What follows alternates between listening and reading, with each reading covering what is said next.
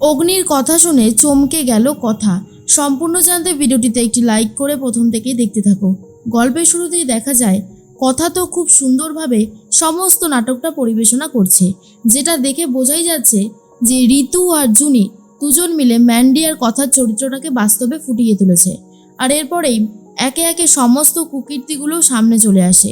অগ্নি তখন বলে, ছি ছি ছি ছি, ম্যান্ডি শেষ পর্যন্ত কথার চুলে এইরকমভাবে চুইংগাম লাগিয়ে দিয়েছিল। কি ভগবান, আর যে কত অন্যায় করেছে ম্যান্ডি তার কোনো ঠিক ঠিকানা নেই।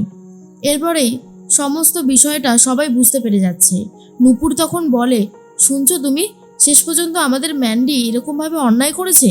কথার সাথে এত বড় অন্যায় করে কি ও পার পেয়ে যাবে? অগ্নি তখন মনে মনে ভাবছে, আমি আজকে ম্যান্ডিকে কোনোভাবেই ছাড়বো না। অর্ণা আর প্রিয়াঞ্জলি দুজনে কথা বলতে থাকে। প্রিয়াঞ্জলি তখন বলে, মিস গোবরদেবী যাই হোক না কেন, একটা কথা কিন্তু ক্লিয়ার যে আমরা কিন্তু ওর সাথে কোনোদিন কোনো অন্যায় করিনি, কিন্তু মান্ডবী কি করেছে? শেষ পর্যন্ত এইরকমভাবে একটা মানুষকে অপমান করেছে, অপদস্থ করার চেষ্টা করেছে। এরপর চলে আসে হোলি সময়ের কথা, যেখানে ওই মাদক পাতার গুলিটা কথার শরবতে মিশিয়ে দিয়েছিল মান্ডবী। সেটাও খুব সুন্দরভাবে নাটকের মধ্যে দিয়ে দেখাচ্ছে জুনি আর ঋতু।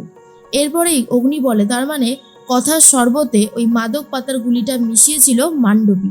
এখন সমস্ত ধারণাটা পরিষ্কার হয়ে যাচ্ছে। তার মধ্যেই তখনই অঙ্কিত বলে, দেখেছিস তো, দেখ বিব্রতকে বলেছিলাম না কথা এরকম করতে পারে না, কোনো একটা গন্ডগোল তো আছেই। আর আজকে কিন্তু সেই গন্ডগোলটা সবার সামনে পুরো পরিষ্কারভাবে ফুটে উঠেছে। আশা করি তুই বুঝতে পারছিস।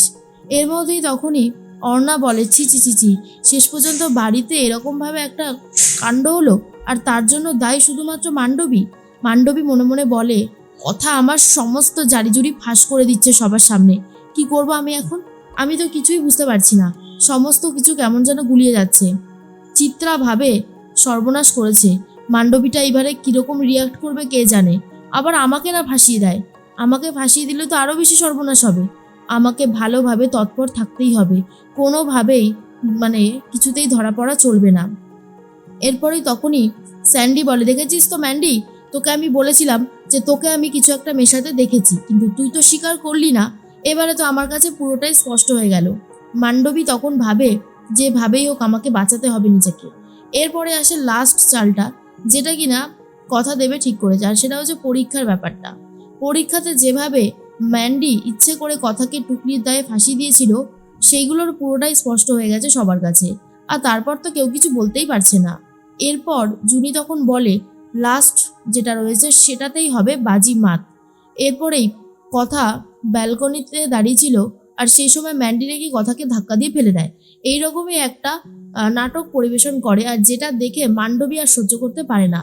এরপর উঠে দাঁড়িয়ে সবার সামনে বলতে থাকে, এই কথা আমি তোকে কবে রে ব্যালকনি থেকে ফেলে দিতে চেয়েছিলাম বল? চুপ করে থাকবি না, বল বল, উত্তরটা দে, আমার উত্তরটা জানাটা খুব দরকার। কি হলো? আর কথা তখন বলে, উত্তর দেবো তো, উত্তর দেবো, দাঁড়া একটু অপেক্ষা কর। অগ্নি তখন বলে, তুই তাহলে স্বীকার করছিস ম্যান্ডি যে বাকি অন্যায়গুলো তুই করেছিস লাস্টেরটা বাদে?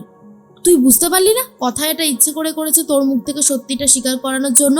দেখ, তুই নিজে উঠেই সত্যিটা বলে দিলি যে তুই লাস্টেরটা বাদে বাকি সবগুলো করেছিস অন্যায়, তাই তো? ছি ম্যান্ডি ছি, তুই না আমার ফ্রেন্ড, তোকে আমি কত ভরসা করতাম, তোকে আমি কত ভালোবাসতাম যে না মেয়েটা সত্যি খুব ভালো, আজকে তুই শেষ পর্যন্ত এইরকম অন্যায় করলি। চিত্রা মনে মনে বলে, জানতাম জানতাম মান্ডবী যে একটা অন্যায় করবে, সেটা আমি জানতাম, আর সেটা হয়েও গেল। তো যে কি করে আমি সামলাবো বুঝতে পারছি না, সমস্ত ওরা গন্ডগোল পাকিয়ে দিচ্ছে। এরপরে অর্ণা তখন বলে, ম্যান্ডি এটা তুই ঠিক করিসনি রে, তুই যাই বলিস না কেন, একজনের কেরিয়ার নিয়ে তুই এইভাবে ছিনিমিনি খেলতে পারলি, এটা কিন্তু অন্যায় হচ্ছে। আর ম্যান্ডি তখন বলে, আমি আমি কেন করেছি আমি তোমাকে বলছি, এভি তুমি আমার কথাটা শোনো। এভি তখন কোনো কথা শুনতে চাই না, আর বলে, তোর কোনো কথা আমি আর শুনবো না, তুই অন্যায় করেছিস, তুই এটা অনেক বড় অন্যায় করেছিস, যেটা করাটা একদমই উচিত হয়নি।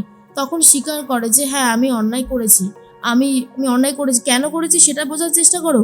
আমি মিস গোবরদেবীকে তোমার পাশে সহ্য করতে পারি না, কারণ আমার মনে হয় মিস গোবরদেবী তোমার সাথে কখনোই ম্যাচ করে না, তোমার সাথে যদি কেউ ম্যাচ করে সেটা হলো আমি। আর এরপরে চিত্রা বলে, হয়ে গেল, আরও ঝামেলার মধ্যে জড়িয়ে যাচ্ছে এবারে। নূপুর তখন বলে, তাই বলে তুমি কথার সাথে এইরকম অন্যায় করবে? তুমি জানো না এই বাড়িতে বাবা মা সবাই আছে, তুমি মাদক পাতার গুলিটা মেশালে কি করে? হ্যাঁ, কি করে এত বড় অন্যায়টা করলে? এরপর প্র্যাডি বলে, ম্যান্ডি আর যদি কথা তোর বিষয়ে আমার কাছে অভিযোগ জানাতে আসতো, তোর সাথে কত বড় জিনিস ঘটতো তুই জানিস? তোকে আমাকে অ্যারেস্ট করতে হতো। এটা একদমই ঠিক, তুই অনেক বড় বড় অপরাধ করেছিস, বিশেষ করে ওই অপরাধ যেটা চিটিং, যেটা তুই নিজে ওকে ফাঁসিয়েছিস। এটা করাটা একদমই উচিত হয়নি, একদমই না। তখনই অগ্নি বলে, কাকে বলছিস তুই? এসব কথা কি আর ও বুঝবে? এসব কথা বোঝার মতন ক্ষমতা কি ওর আছে? আমার তো সেটা কোনোভাবেই মনে হয় না।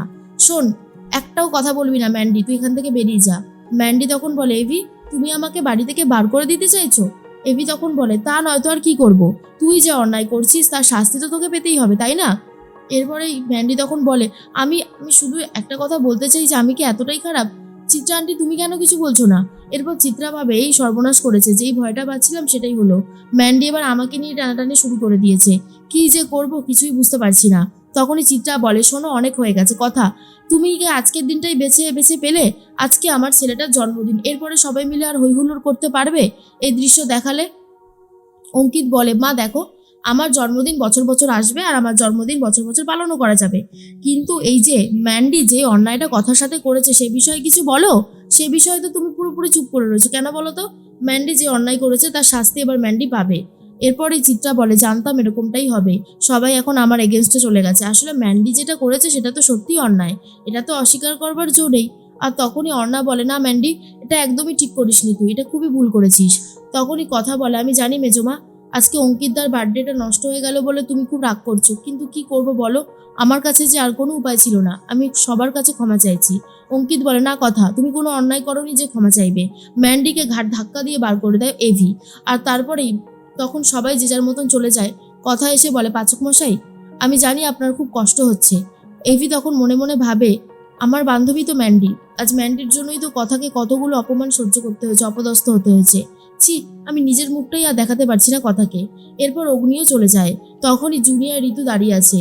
কথা বলে, জানিস তো ঋতু, আমার মনে হয় পাচক মশাই এটা একদমই মেনে নিতে পারছে না যে আমি সবার সামনে ওনার বান্ধবীকে এইভাবে অপদস্থ করেছি। আর তখনই ঋতু বলে, কিন্তু তুই বেশ করেছিস কথা, সবার সামনে সত্যিটা আনার দরকার ছিল আর সেটাই করেছিস, তুই ভালোই করেছিস। আমার মনে হয় এটা একদমই ঠিক হয়েছে, এটা ছাড়া আর কোনো উপায় ছিল না। তার মধ্যেই দেখা যায় একটা কথা বারবার করেই ভেবে নেয় জুনি, যে কথার সাথে যে অপরাধ ম্যান্ডি করেছে তার একটা শেষ হবার দরকার ছিল আর সেটাই হয়েছে। এরপর কথা ঘরে চলে গেছে। এভি তখন বলে, আমি জানি তোর সাথে ম্যান্ডি যেটা করেছে সেটা অন্যায় করেছে, কিন্তু বিশ্বাস কর, আমি বুঝতে পারিনি ও এমন কিছু করবে। আমি তোকে একটা কথা বলছি, আমি জানি না তুই আমাকে ভালোবাসিস কিনা, তবে তোর সাথে আমার ম্যাচ হওয়াটা সম্ভব না। তোর ড্রেস আলাদা, তোর কনসেপ্ট আলাদা, তুই মানুষটাই আলাদা, আর আমারও সবকিছু আলাদা, চিন্তা ভাবনা আলাদা, সবকিছু। তোর সাথে আমার ম্যাচ কোনোদিনও হবে না। তাই তুই যদি আমাকে ভালোবাসিস, আমি তোকে আগেই বারণ করে দিচ্ছি, আমার পক্ষে তোকে ভালোবাসা সম্ভব না। যেটা শুনে কথা ভীষণই কষ্ট পায়।